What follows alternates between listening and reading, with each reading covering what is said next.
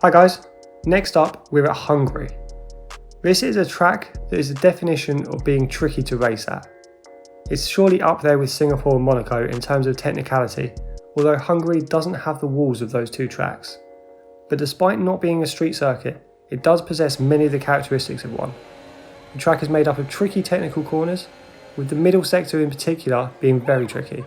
If you get out of shape around one corner around Hungary, it will take you 3 or 4 corners to get back into a rhythm. Just like Monaco and even Singapore, you should be looking to run a high downforce setup. However, unlike Monaco, you will require a little straight line speed, as there are a couple of longish straights which give you a few opportunities to overtake during a race. So starting with the aero, I've gone for almost maximum downforce of 10 and 11 for the wings. I've prioritised rear downforce over front, just to ensure that throughout the medium speed corners you're able to apply the throttle as early as possible. By dropping our front downforce from 11 to 10, it frees up a little boost to top end speed, opening the door for overtaking and defending during a race. And you really won't lose too much downforce just by running 10 on the front wing, as we can recoup this elsewhere in our setup. For the diff setup, I've gone for a reasonably balanced on throttle diff of 72. This will help push your car through the longer corners such as turns 2, 5 and 14. If you do find yourself struggling for rear traction a little out of the slower corners, you can lower this a touch. Then go for an off diff of 62, which is close to where it is for most tracks. This lower value will allow the car to rotate more at lower speed, compensating for some of the front downforce loss from our aero setup. I've set up the suspension geometry with our camber further right than at some tracks. Go from -2.7 and -1.3 for your camber, and then go for just higher than minimum toe at 0.07 and 0.23. This style of setup will allow for good tyre life during a race while keeping your car stable. Like many tracks, Hungary is a circuit which requires a soft suspension setup. The curbs here are especially brutal and will unsettle your car so much. Just try accelerating out of the slow chicane with your right tyres over the curve and see what I mean. To account for this, go for a soft suspension setup of 2 and 5. I would ideally like to run even lower than this to make your car even softer and the curbs more manageable. However, doing so would hamper your car's ability to get into corners. This suspension setup is soft enough to allow you to ride over some curbs around this track, but others you will have to be a little careful on.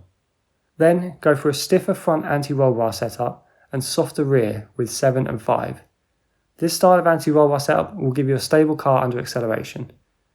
Finally, run a ride height of 3 and 7, which is just high enough to allow you to ride curbs without bottoming out. Then go for 97% brake pressure and 56% brake bias. This will give you good brake response while lowering your chances of locking a wheel, and the 56% brake bias will give you a stable car under braking. And for the tyres, I've set up my car with 23.8 for both fronts and 22.7 for both rears.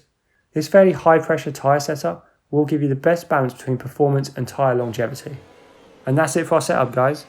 This setup will give you a car which is stable around this whole circuit, and Hungary is certainly a tricky and technical track which punishes any mistake. Hopefully this setup will give you a car which allows you to drive consistent lap times throughout the whole race, producing a good result. If this setup helps you out, drop a like on the video and leave a comment below letting me know how you get on. And subscribe to our channel and hit that alert bell to be notified when more setup videos drop.